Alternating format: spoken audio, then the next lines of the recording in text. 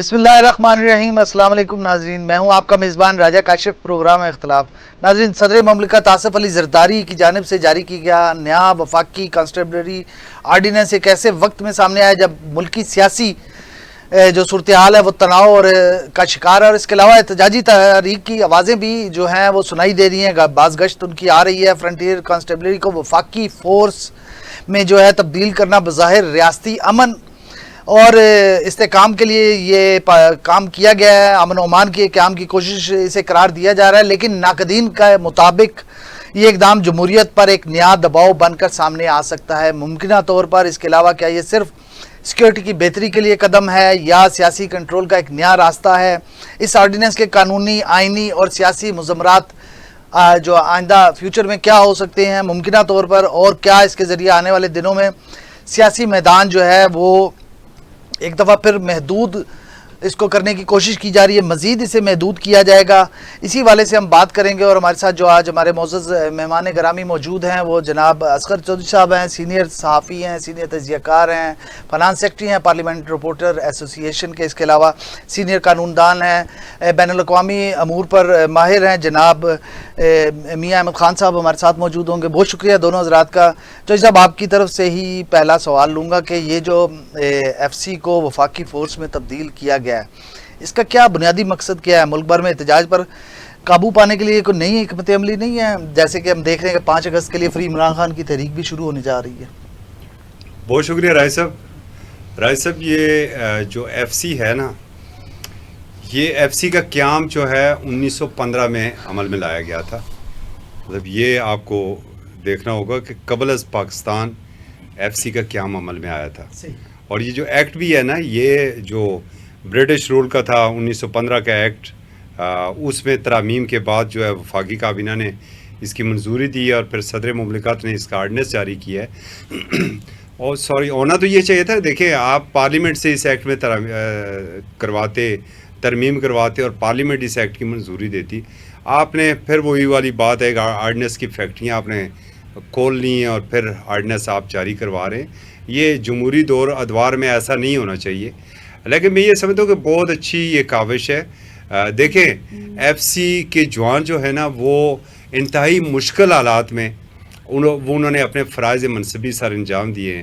راجہ صاحب، آپ یقین کریں کہ اکثر و بیشتر تو خیر آپ اسلام آباد میں بھی دیکھتے ہوں گے کہ جب بھی کوئی خاص کر کے امن و امان کی صورتحال پیدا ہو جاتی ہے تو آپ اور میں خبریں یہ فائل کر رہے ہوتے ہیں، خاص کر کے جو ہمارے انٹیریئر کے بیٹ کے جو رپورٹرز ہیں، کہ ایف سی کو طلب کر لیا گیا۔ جو مشکل ترین علاقے خیبر پختونخوا ہے، بلوچستان ہے، وہاں پر ایف سی کی تعیناتی ایک عرصے سے ہو رہی ہے، اور یہ فورس وہ ہے جو فرنٹ فوٹ کے اوپر جو ہے وہ دفاع وطن کے لیے بھی ہمہ وقت موجود رہتی ہے۔ اسے وفاقی فورس میں تبدیل کیا جانا یقیناً میں تو اسے بڑا خوشائند سمجھتا ہوں۔ اس کی بڑی وجوہات ہیں راج صاحب۔ گزشتہ دنوں آپ کو یاد ہوگا آزاد کشمیر میں بھی ایک بہت بڑا یہ ایشو بن گیا تھا جب ایف سی کی بات وہاں پر آئی، تو یہ ایک وفاقی فورس ہوگی، اور جب وفاقی فورس ہوتی ہے تو جرنلسٹ اور ایک پارلیمنٹ کے رپورٹر ہوتے ہوئے 2 دہائی پرانے آپ پارلیمنٹ کے رپورٹر ہیں، اور آپ ایک سینئر جرنلسٹ ہیں، فنانس سیکرٹری ہیں پی آر اے کا ایک نام ہے پورے ملک میں پارلیمنٹ رپورٹر ایسوسی ایشن، جو آئین اور قانون کی بالادستی کی ضامن سمجھی جاتی ہے ایسوسی ایشن۔ آپ کو نہیں لگتا یہ جمہوری اقدار کے خلاف ہے؟ ریاستی کنٹرول کو ترجیح دی گئی ہے اس آرڈیننس کے ذریعے۔ آپ کو تو جب دل چاہتا ہے، سے یہ الفاظ اچھے نہیں لگ رہے کہ آپ اس کو خوش آمدید کہتے ہیں۔ راج صاحب اس لیے اسے کہہ رہا ہوں، دیکھیں جب آپ کا دل چاہتا ہے آئین کے آرٹیکل 245 کو آپ لگا دیتے اور آپ فوج کو طلب کر لیتے۔ اسی اسلام آباد میں ہم نے دیکھا ہے یہ کہ فوج طلب کی گئی ہے، وہ آرٹیکل استعمال میں لایا گیا ہے، ملک کے کسی حصے میں بھی استعمال میں براہ راست فوج لگائی جاتی ہے۔ ایک وفاقی فورس کا ہونا میں خوشائند اس لیے سمجھتا ہوں کہ صاحب دیکھیں اسلام آباد پولیس صرف اسلام آباد کی حد تک موجود ہے۔ اسلام آباد پولیس کو آپ پنڈی کے اندر نہیں لگا سکتے۔ اب پنجاب حکومت نے کیا کیا ہے کہ نئی فورس بنا دی ہے پیرا کے نام سے۔ کل وہ مریم نواز صاحبہ نے اس کا بڑا افتتاح کیا اور بڑے بلند و بانگ دعوے کیے گئے۔ اب نتائج ہمارے سامنے آئیں گے کہ وہ نتائج کیا ہوں گے۔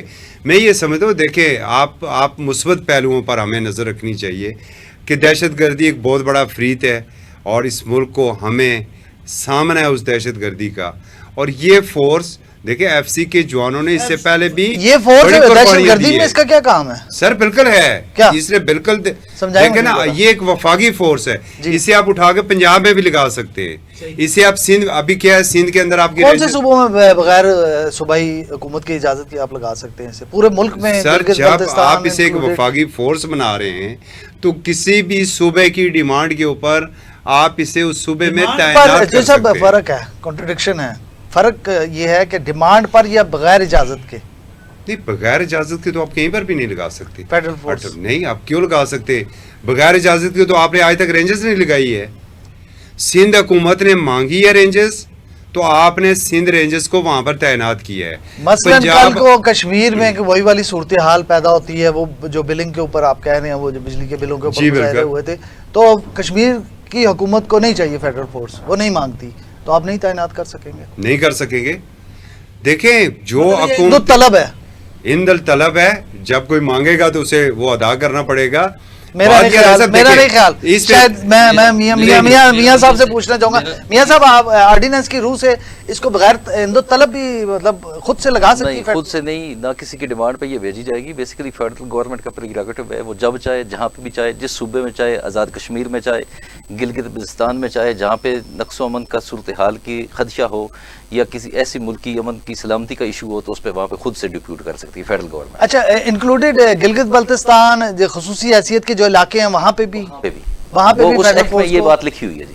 اچھا چاروں پروونسز فیڈرل ایریا اسلام آباد اور اس کے علاوہ گلگت بلتستان اور آزاد جموں کشمیر کے اندر ہر جگہ وہ ہر جگہ مطلب ڈپیوٹ کر سکتی ہے جہاں فیڈرل گورنمنٹ دیکھے گی کہ حالات تھوڑے خراب جہاں ہیں چاہے گی فیڈرل گورنمنٹ اپنی مرضی سے ڈپیوٹ کر سکتی تو یہ صاحب آپ کو نہیں لگتا کہ یہ جو 18ویں ترمیم کے تحت جو صوبائی خود مختاری دی گئی تھی صوبوں کو کہ وہ صوبے خود مختار ہیں، تو یہ صوبائی خود مختاری پہ قدغن نہیں ہے؟ دو چیزیں ہیں راجہ صاحب اس میں. ایک تو یہ ہے کہ خود مختاری جو پروونشل انڈیپینڈنسی ہے نا، وہ اپنی جگہ پہ قائم رہے گی. جیسے آپ کی ایف آئی اے ایجنسی ہے، وہ بھی تو آپ کی چاروں صوبوں میں کام کرتی ہے، وہ کسی صوبے کی خود مختاری میں کوئی اس سے خلل نہیں پڑتا. اور اس طرح باقی اور بہت ساری ایجنسیز ہیں جو آپ کی کام کرتی ہیں، وہ پروونشل گورنمنٹ کے انڈر نہیں ہیں، ان کے ساتھ ان کا لینا دینا سر کوئی جی نہیں. لیکن وہ تو آپ دیکھیں نا، وہ تو ایک تحقیقاتی ادارے ہیں نا، ایک تحقیقاتی ادارے اور ایک فورس میں تھوڑا سا ڈفرنس تو ہے نا. وہ بات آپ کی ٹھیک ہے، وہ ایجنسیز ہیں، وہ ایجنسیز کے لیے کام کرتے ہیں. باقی یہ جو فورس ہے، فورس وہ ملکی صورتحال کے پیش نظر کے لیے فیڈرل گورنمنٹ جب بھی چاہے گی، جس پروونس میں چاہے گی، وہاں پہ ڈپورٹ کر سکتی ہے. یہ کسی پروونس سے پرمیشن کی ضرورت نہیں ہے. میاں صاحب یہ بہت بڑا سوال ہے کہ آپ صوبائی خود مختاری میں مداخلت کیسے کر سکتے؟ ابھی خیبر پختونخوا اور وفاق کا ایک تنازع ہے، دونوں حکومتیں ایک دوسرے کے آمنے سامنے ہیں. وہاں سے علی امین گنڈا پور صاحب کہتے ہیں کہ اب میں ذرا دوسرے طریقے سے آؤں گا، جس طرح میں پہلے آیا تھا میں اس طرح نہیں آؤں گا. تو دیکھیں اگر وفاق از خود اس صوبے میں وہ فورس کیسے لگا سکتا ہے اور کیسے اسے استعمال کر سکتا ہے؟ فورس نے تو زیادہ طاقت کا سوال کا جواب تو پھر دیکھا جائے گا. آپ دیکھیں ایف سی اے سے پہلے بھی آپ کے بلوچستان آلموسٹ ماسوا شہری علاقوں کے علاوہ باقی جتنے دیہی علاقے ہیں اور جتنی بارڈر لائن ہے ساری ایف سی کے کنٹرول میں ہے. ایون کہ وہاں پہ جو روڈ کے اوپر چیک پوسٹ بنی ہوئی ہے نا، وہ ساری بھی ایف سی خود ہی کنٹرول کرتی ہے. وہاں پہ بھی لوکل پولیس کا یا ان کی لوکل ایڈمنسٹریشن کا کوئی تعلق واسطہ نہیں.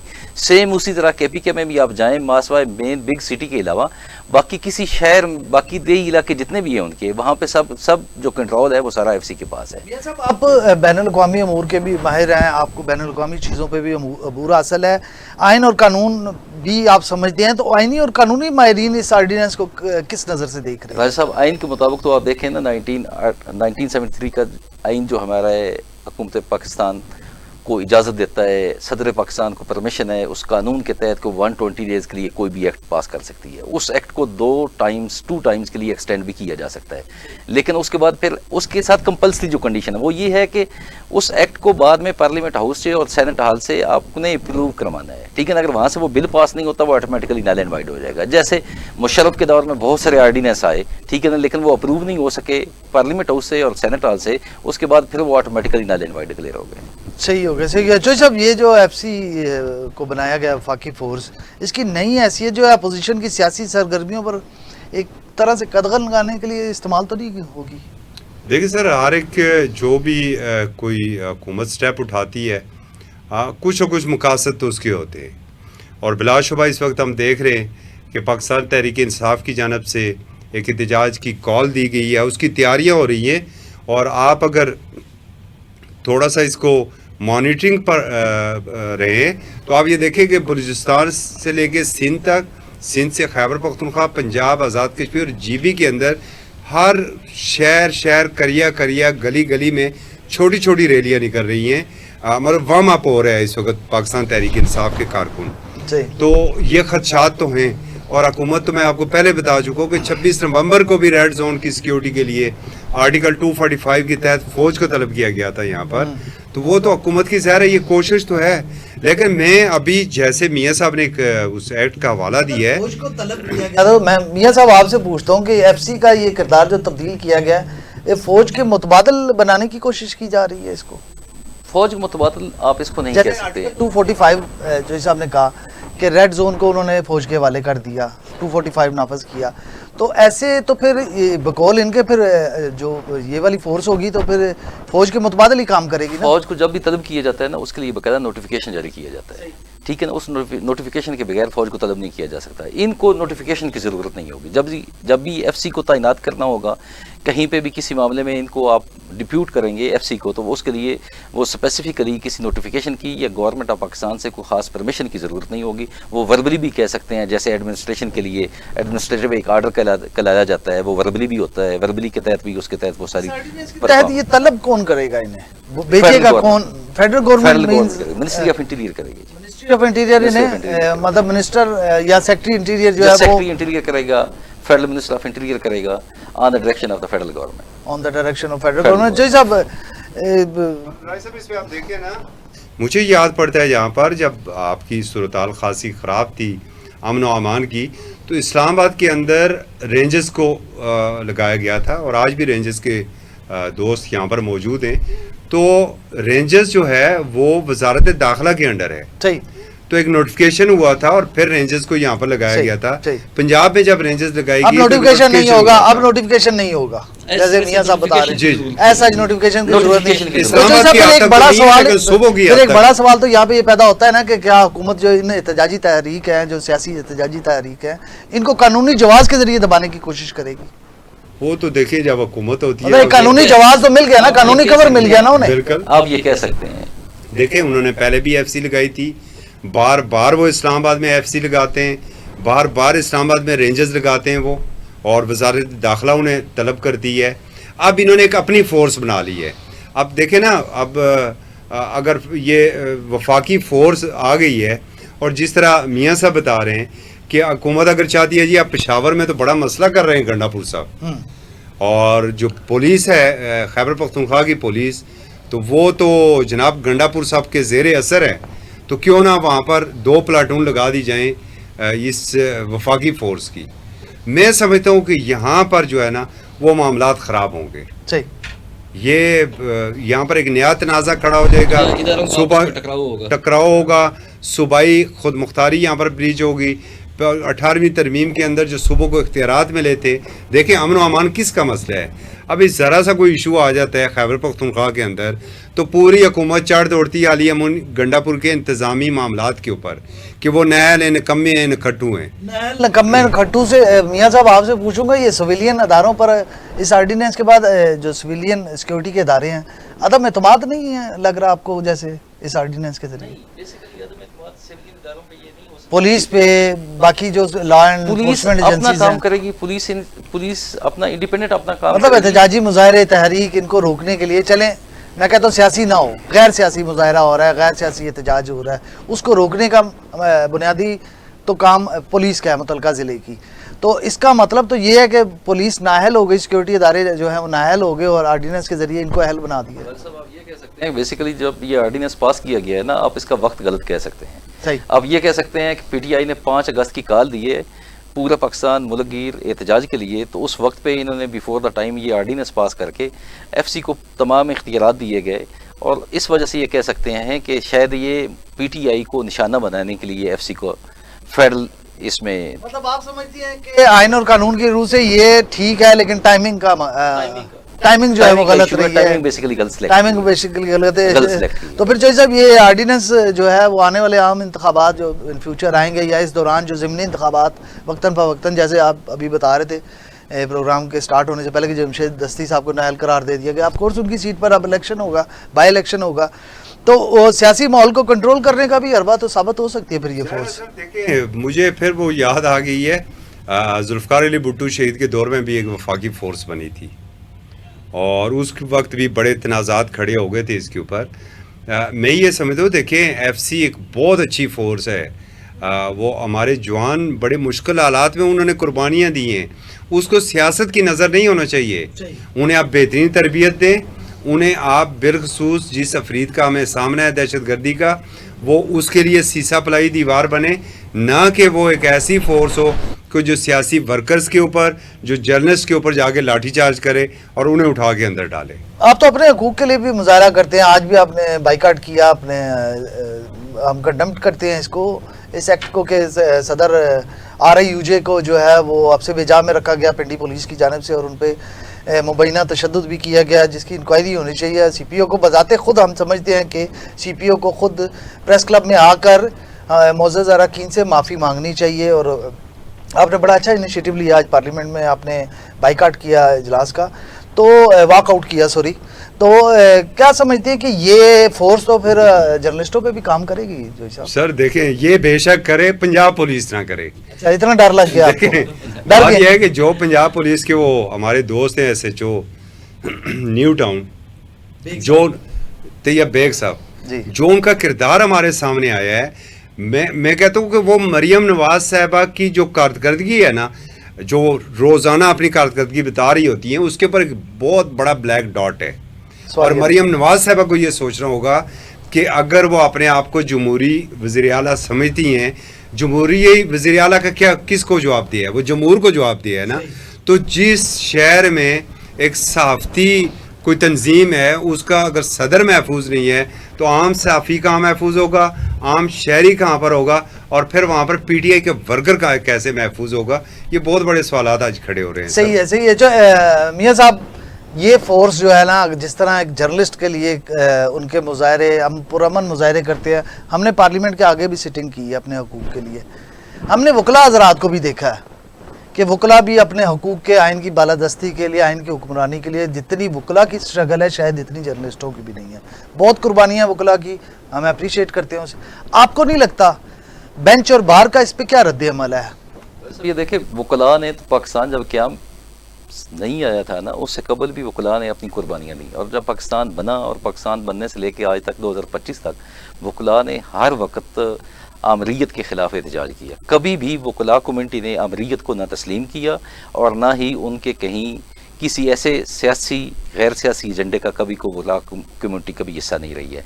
मुशर्रफ का दौर देख लें, सबसे ज़्यादा मज़ालम वकला कम्यूनिटी के ऊपर हुए, लोगों ने अपनी जानें गंवाई, लोगों ने शदीद किस्म की इंजरीज़ बर्दाश्त की, लोग अपने घरों से बेघर हो गए, लोगों वकला कम्यूनिटी की उनकी फैमिलीज़ को उठाया गया, उनके बच्चों को उठाया गया, हर तरह से थ्रेट किया गया।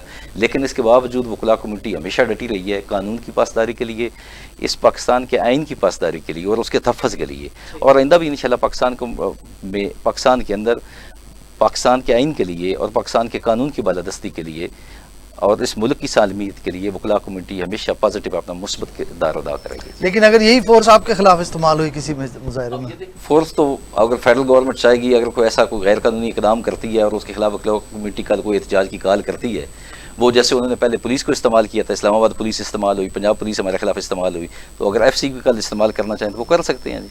लेकिन एक तो होता है ना मियाँ साहब, महदूद इख्तियारात, पुलिस के पास एक महदूद इख्तियारात हैं वो पुलिस ऑर्डिनेंस के तहत, तो ये इस आपको नहीं लगता इस वफाकी फोर्स को जो है वो लामहदूद इख्तियारात हासिल होंगे? राज साहब, पुलिस के पास भी महदूद इख्तियारात होते हैं जो कानून के मुताबिक कानून के दायरे के अंदर रह के उन्होंने काम करना होता है, लेकिन जब इस तरह की सूरत हाल पैदा हो जाती है तो फिर वहाँ पे कौन सी कानून की पासदारी होती है, किस कानून के तहत पुलिस बैठ के काम करती है, ये किस कानून के तहत वो उस एहतजाज को या उस मुल्कगीर अगर कोई एहतजाज होता है तो उसको पुरअमन तरीके से वो अंजाम देने के लिए अपनी कारकर्दगी। फाइनल क्वेश्चन है आपसे, आप इसे बुनियादी इंसानी हकूक के तहत जायज़ आर्डिनेंस समझते हैं? आर्डिनेंस अगर जायज़ होता तो मेरे ख्याल से ये आर्डिनेंस ना होता, یہ پارلیمنٹ اس سے بل ہی پاس ہو جاتا ہے. بڑی یہ خوبصورت باقاعدہ آپ قانون نے ریپنگ خوبصورت کر دی اپنے جواب کو, لیکن جواب آپ نے معنی خیز دے دیا کہ اگر یہ جائز ہوتا تو آرڈیننس نہ ہوتا. جیسا آپ کا کیا خیال ہے؟ میں بالکل تائید کرتا ہوں جی, جو میاں صاحب نے بات کی اور آپ نے ایک بات پہلے کی تھی, اختیارات بڑے محدود ہوتے ہیں لیکن ان کا استعمال لامحدود ہوتا ہے. چاہے وہ ایک پٹواری ہو کہیں پر بیٹھا ہوا, کہیں پر کوئی ایس ایچ او ہو, یا کہیں پر بیٹھا ہوا کوئی سیکشن افسر ہو, جب وہ اپنے اختیارات کو استعمال کرتا ہے نا تو وہ پھر اپنی حدود نہیں دیکھتا ہے. اور یہی بدقسمتی ہے کہ اس ملک میں نہ شہری آزادیاں ہیں نہ شخصی آزادیاں ہیں. ہم نے آئین اور جمہوریت کی بالادستی کی بات کرتے ہیں, قلم بھی قید میں آپ کے, اب تو قلم بھی قید میں ہے, اب تو لب بھی نہیں بول سکتے ہیں, اب تو آپ کے کیمرے کے آگے بھی وہ بلیک ڈاٹ آ جاتے ہیں. تو یہ وہی اختیارات ہیں. اور اگر اس فورس کو بھی, اپوزیشن کا رد عمل آیا ہے کون سی اپوزیشن سر؟ اپوزیشن ایک وہ پڑی ہوئی ہے قیدی نمبر 804, بس اس کے علاوہ چینی 200 پر جائے اپوزیشن کو کوئی فرق نہیں پڑتا ہے. آ جائے, کوئی آرڈیننس آ جائے کوئی فرق نہیں پڑتا بری بات نہیں مر جائے. ملک کے حالات کس سمت میں جا رہے ہیں, ملک کس ڈگر پہ چل رہا ہے, ملک کی معیشت کس نوبت تک پہنچ چکی ہے, اس سے ان کو کوئی فرق نہیں. کوئی فرق نہیں ہوتی ہے سر. عوامی ایشوز کے لیے اپوزیشن کا کام ہی یہی ہوتا ہے واچ ڈاگ کا. انہوں نے سپیڈ بریکر لگانے ہوتے ہیں حکومت کے آگے. یہاں پر بڑے بڑے کام ہو جاتے ہیں, بڑے بڑے قانون پاس ہو جاتے ہیں, اپوزیشن کو پتہ ہی نہیں چلتا کہ اندر قانون کیا پاس ہوا ہے. صحیح ہے. جو سر یہاں مجھے ایک بریک لینی ہے, بریک پہ جانے سے قبل صرف اتنا ہی کہوں گا کہ وفاقی کانسٹیبلری آرڈیننس جو ہے وہ ایک قانونی دستاویز ضرور بن چکی ہے, لیکن اس کے سائے میں سیاسی اندیشے بھی جو ہیں وہ پنپ رہے ہیں, اور اپوزیشن اسے سیاسی گرفت کا نیا اعلیٰ قرار دے رہی ہے. ان ورڈز وہ باتیں کر رہی ہے, خاموشی سے وہ احتجاج کر رہی ہے, بول کر احتجاج نہیں کر رہی, جبکہ حکومت اسے دہشت گردی اور احتجاجی شدت پسندی کے خلاف دفاعی ہتھیار جو ہے وہ تصور کر رہی ہے. لیکن یہاں سوال یہ ہے کہ کیا پاکستان کی سیاسی سمت قانون سازی کے ذریعے متعین ہو رہی ہے, یا پھر قانون کو سیاسی مقاصد کے لیے استعمال کیا جا رہا ہے.